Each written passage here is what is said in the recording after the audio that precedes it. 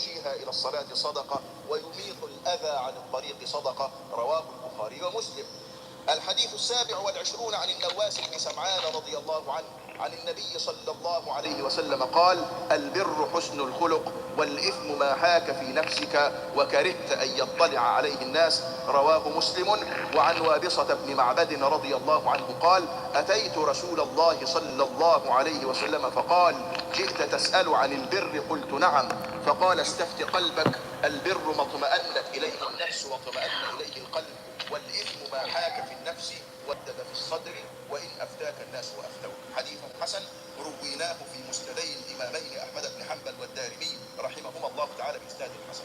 الحديث 28 عن أبي نجيح العرباض بن سارية رضي الله عنه قال: وعظنا رسول الله صلى الله عليه وسلم موعظة وجلت منها القلوب وذرفت منها العيون، فقلنا: يا رسول الله كأنها موعظة مودع فأوصنا.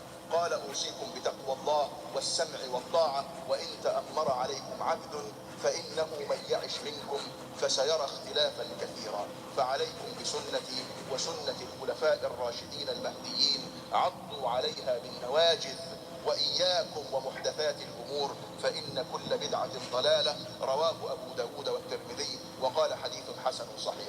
الحديث 29 عن معاذ بن جبل رضي الله عنه قال: قلت: يا رسول الله أخبرني بعمل يدخلني الجنة ويباعدني من النار. قال: لقد سألت عن عظيم، وإنه لا يسير على من يسره الله تعالى عليه. تعبد الله لا تشرك به شيئا، وتقيم الصلاة، وتؤتي الزكاة، وتصوم رمضان، وتحج البيت. ثم قال: ألا أدلك على أبواب الخير؟ الصوم جنة، والصدقة تطفئ الخطيئة كما يطفئ الماء النار، وصلاة الرجل من جوف الليل. ثم تلا: تتجافى جنوبهم عن المضاجع حتى بلغ يعملون. ثم قال: ألا أخبرك برأس الأمر وعموده وذروة سنامه؟ قلت: بلى يا رسول الله. قال: رأس الأمر الإسلام، وعموده الصلاة، وذروة سنامه الجهاد. ثم قال: ألا أخبرك بملاك ذلك كله؟ قلت: بلى يا رسول الله. فأخذ بلسانه ثم قال: كف عليك هذا. قلت: يا نبي الله، وإنا لمؤاخذون بما نتكلم به. فقال: ثكلتك أمك، وهل يكب الناس في النار على وجوههم، أو قال على مناخرهم، إلا حصائد ألسنتهم. رواه الترمذي، وقال: حديث حسن صحيح. الحديث 30 عن أبي ثعلبة الخشني جرثوم بن ناشر رضي الله عنه عن رسول الله صلى الله عليه وسلم قال: إن الله عز وجل فرض فرائض فلا تضيعوها، وحد حدودا فلا تعتدوها، وحرم أشياء فلا تنتهكوها، وسكت عن أشياء رحمة لكم غير نسيان فلا تبحثوا عنها. حديث حسن. رواه الدارقطني وغيره.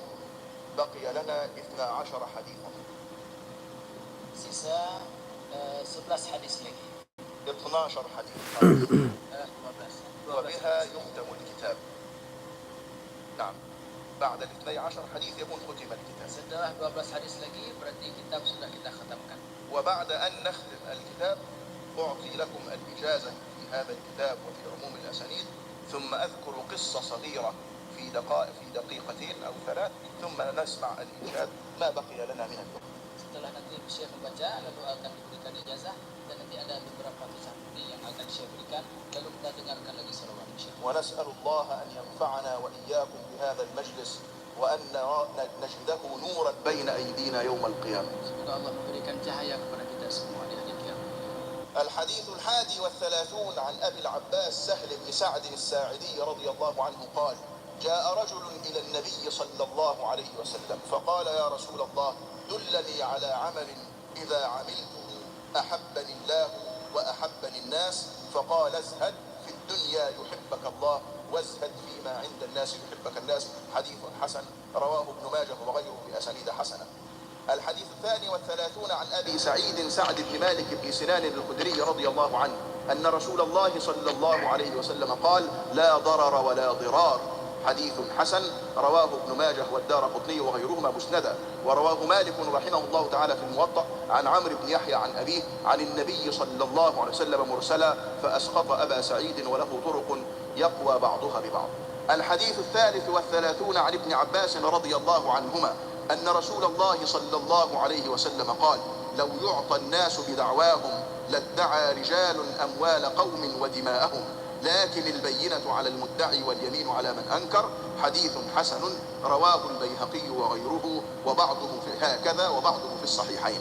الحديث الرابع والثلاثون عن أبي سعيد الخدري رضي الله عنه قال: سمعت رسول الله صلى الله عليه وسلم يقول: من رأى منكم منكرا فليغيره بيده، فإن لم يستطع فبلسانه، فإن لم يستطع فبقلبه، وذلك أضعف الإيمان. رواه مسلم.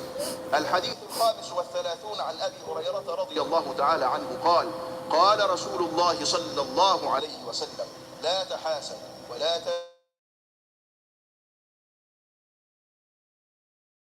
بعض. شكرا جزيلا. شكرا.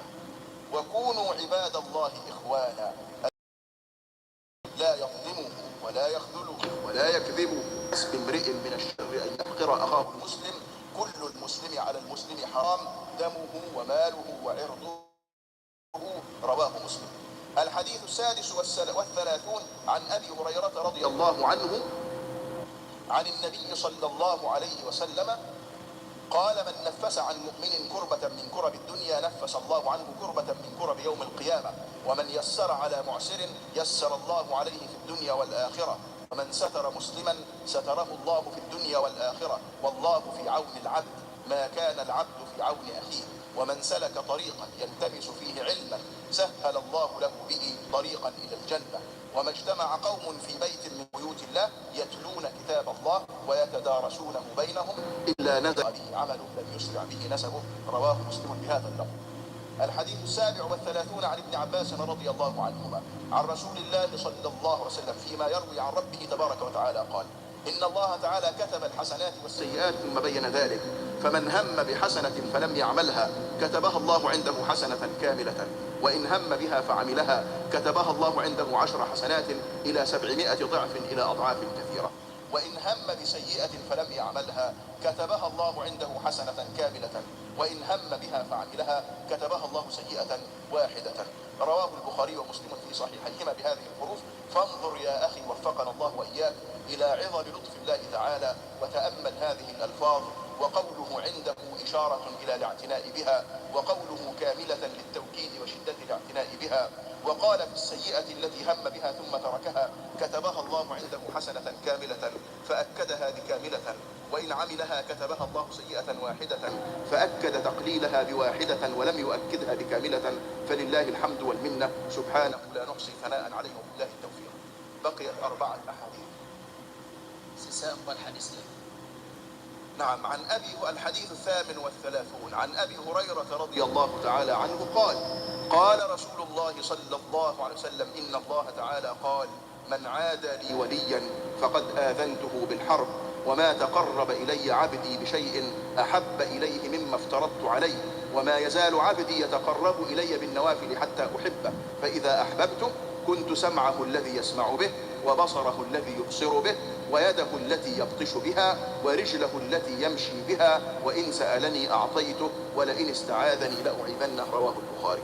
الحديث 39 عن ابن عباس رضي الله عنهما أن رسول الله صلى الله عليه وسلم قال: إن الله تجاوز لي عن أمتي الخطأ والنسيان وما استكرهوا عليه. حديث حسن رواه ابن ماجه والبيهقي وغيرهما. الحديث 40 عن ابن عمر رضي الله عنهما قال: أخذ رسول الله صلى الله عليه وسلم بمنكبي فقال: كن في الدنيا كأنك غريب أو عابر سبيل. وكان ابن عمر رضي الله عنهما يقول: إذا أمسيت فلا تنتظر الصباح، وإذا أصبحت فلا تنتظر المساء، وخذ من صحتك لمرضك ومن حياتك لموتك. رواه البخاري. الحديث 41 عن أبي محمد عبد الله بن عمرو بن العاص رضي الله عنهما قال: قال رسول الله صلى الله عليه وسلم: لا يؤمن أحدكم حتى يكون هواه تبعا لما جئت به. حديث صحيح رويناه في كتاب الحجة بإسناد صحيح. الحديث 42 عن أنس رضي الله عنه قال: سمعت رسول الله صلى الله عليه وسلم يقول: قال الله تعالى: يا ابن آدم إنك ما دعوتني ورجوتني غفرت لك على ما كان منك ولا أبالي. يا ابن آدم لو بلغت ذنوبك عنان السماء ثم استغفرتني غفرت لك. يا ابن آدم إنك لو أتيتني بقراب الأرض خطايا ثم لقيتني لا تشرك بي شيئا لأتيتك بقرابها مغفرة. رواه الترمذي رحمه الله وقال حديث حسن وبه تم الكتاب. Sudah khatam alhamdulillah. الآن أذكر لكم قصة صغيرة Syekh akan menceritakan kepada kita satu cerita yang sederhana. ثم نسمع الإنشاد. Kemudian kita insyad. كان واحد من الأولياء الصالحين Ada satu orang wali yang salih. اسمه الإمام سري الدين. Nama beliau adalah Imam Salihuddin. سري الدين السقطي، Salihuddin As-Saqafi. وهو خال الإمام الجنيد سيد الأولياء. Beliau adalah خال الإمام الجنيد. pamannya Imam Junaid. الأزهر الشريف عندنا يقول نحن منهجنا ومنهج مدارس العلم من إندونيسيا إلى أقصى المغرب يقوم على 3 أسس.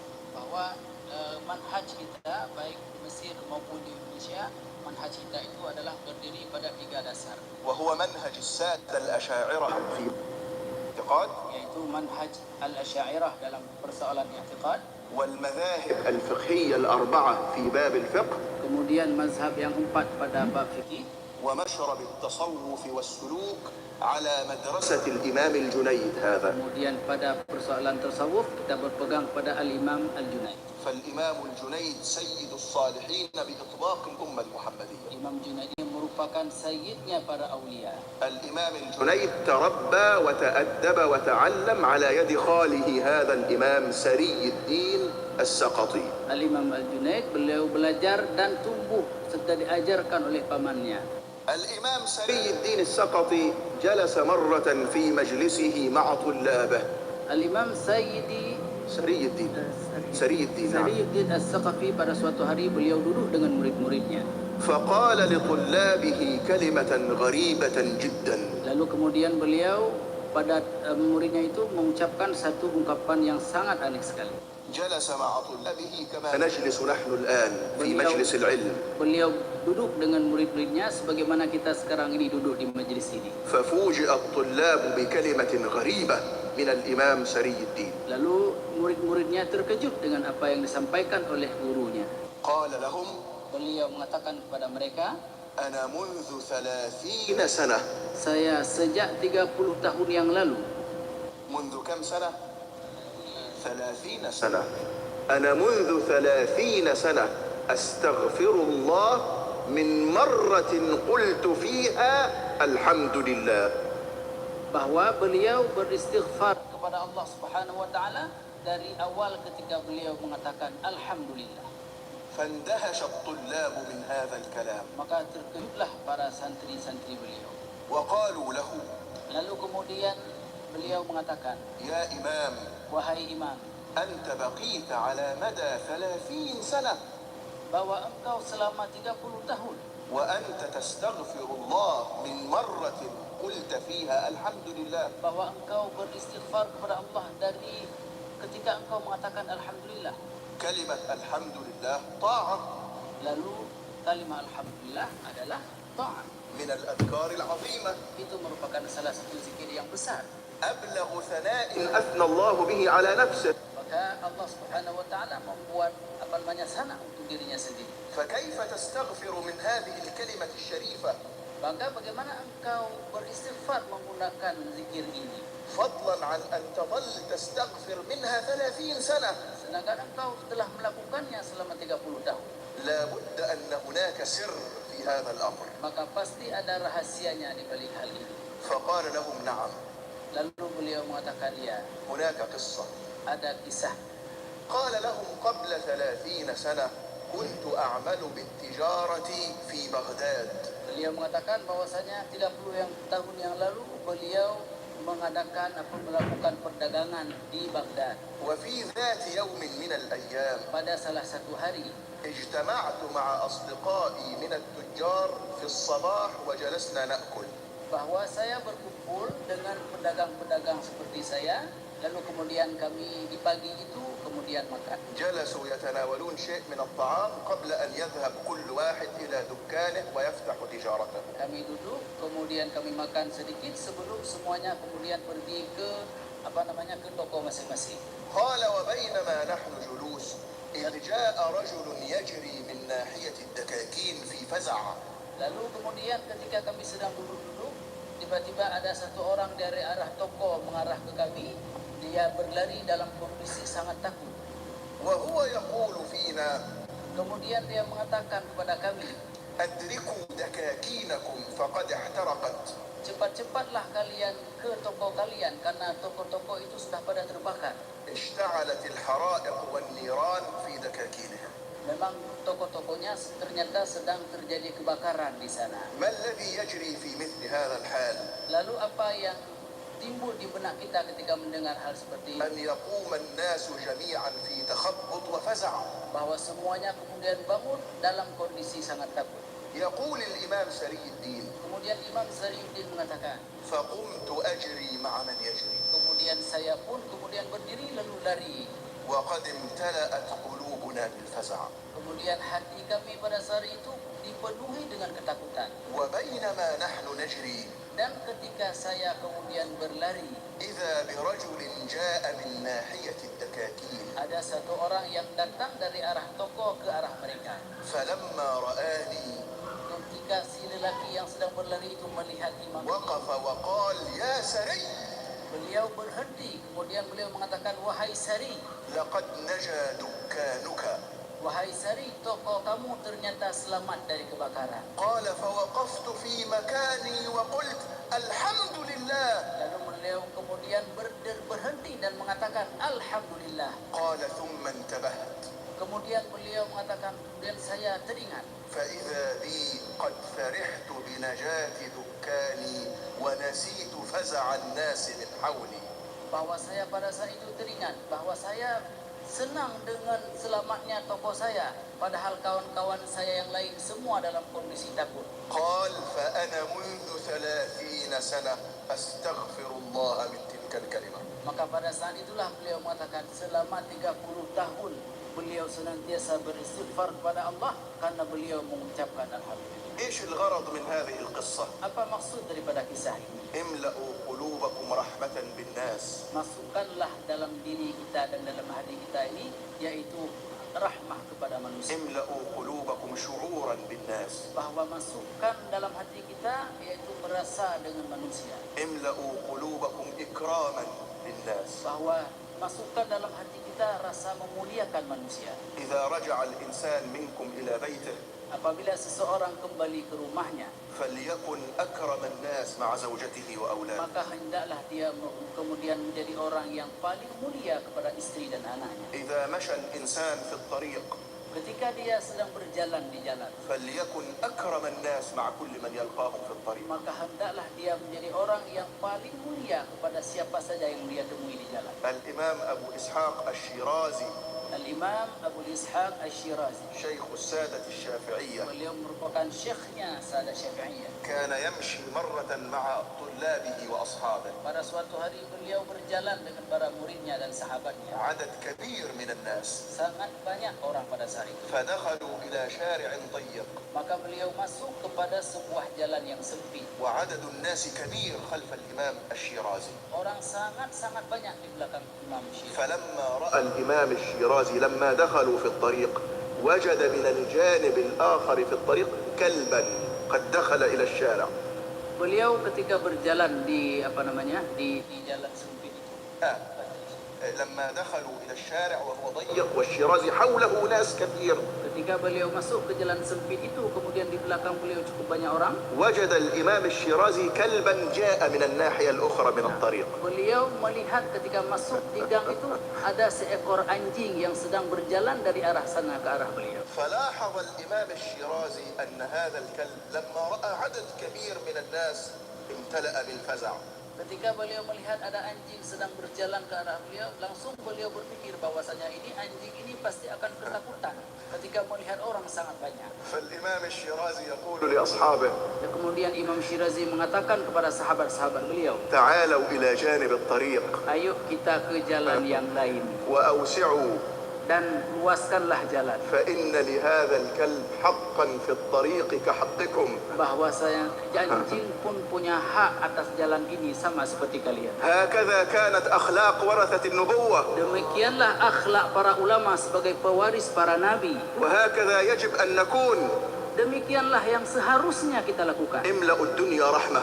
Maka penuhilah dunia ini dengan rahmah. وفي ختام القول Dan pada khitam daripada majlis ini, فقد أجزت للسادة الحاضرين جميعا Syekh mengijazahkan kepada seluruh hadirin semuanya إجازة خاصة في الحديث المسلسل بالأولية وفي كتاب الأربعين النووية، ijazah khassah bagi hadis musalsal bil awaliyah yang tadi, dan kemudian ijazah khassah bagi kitab Arba'in An-Nawawiyah. وإجازة عامة في سائر أسانيدي ومروياتي. Beliau juga memberikan ijazah ammah kepada kita semua atas semua sanad-sanad beliau. بشرط التقوى والتحري. Dengan syarat adalah takwa dan bersungguh-sungguh. وأن يقول أحدكم فيما لا يدري لا أدري. Bahwa seseorang ketika dia tidak mengetahui sesuatu persoalan, maka dia harus mengatakan وبشرط الحرص على طلب العلم الشريف. Dan juga dengan syarat bahwasanya kita selalu istiqamah dan selalu berada dalam menuntut ilmu. أما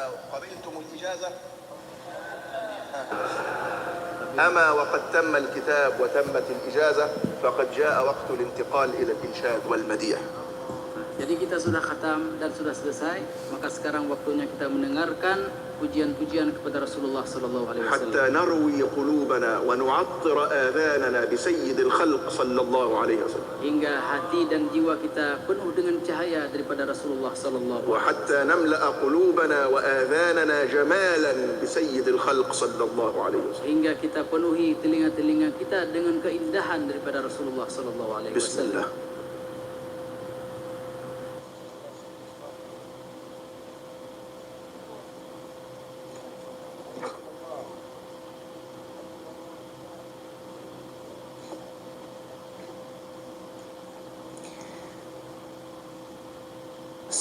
صلاة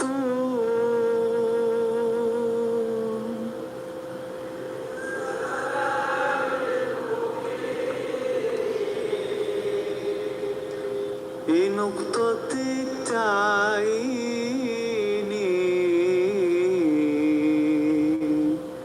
يا غرامي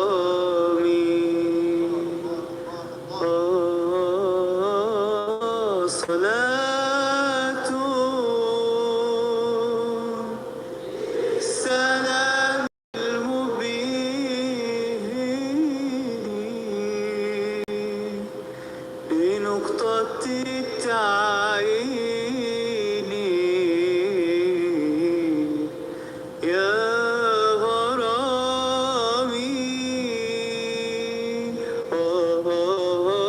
صلاة بالسلام المبين لنقطة التعيين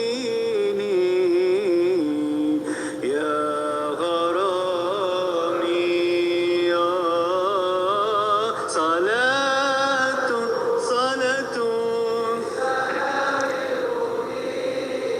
سلام سلام تعيني يا غرامي أياما جاءنا حقا نذير مغيثا مسبلا سبل الرشاد أياما جاءنا حقا نذير مغيثا مسبلا سبل الرشاد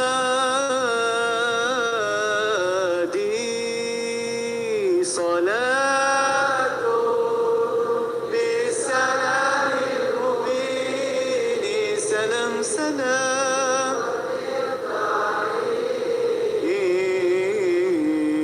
يا غرامي صلاة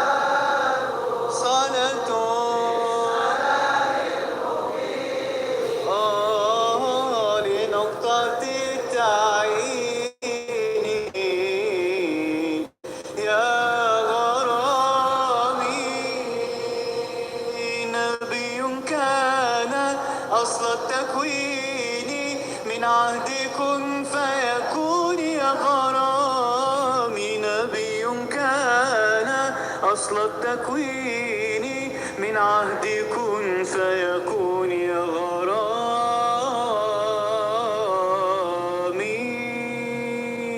صلاة بالسلام المبين لنقطة التعيين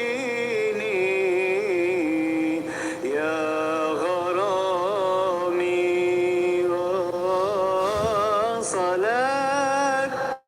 صلاة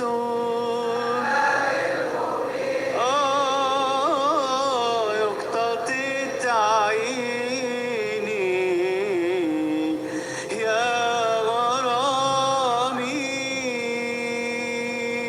الله الله الله يا الله الله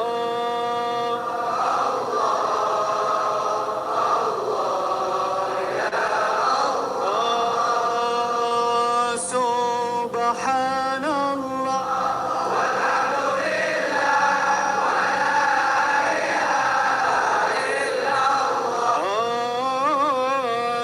سبحان الله الله الله لا الله الله الله يا الله الله الله يا الله ربي إني يا ذا الصفات العالية قائم بالفنا أريد عطية ربي إني يا ذا الصفات العالية قائم بالفنا أريد عطية الله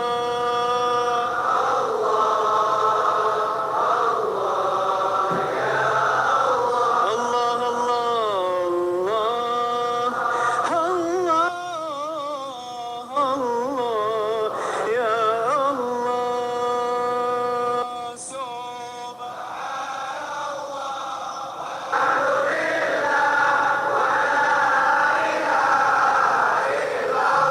الله الله سبحان الله الله الله سبحان الله الله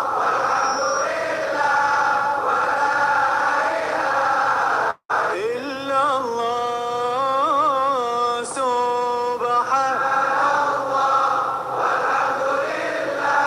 ولا إله إلا الله الله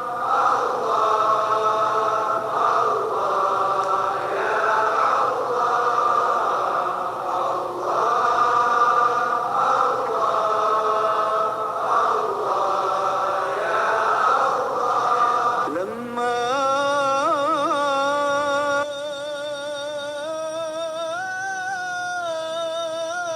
رأيت أنواره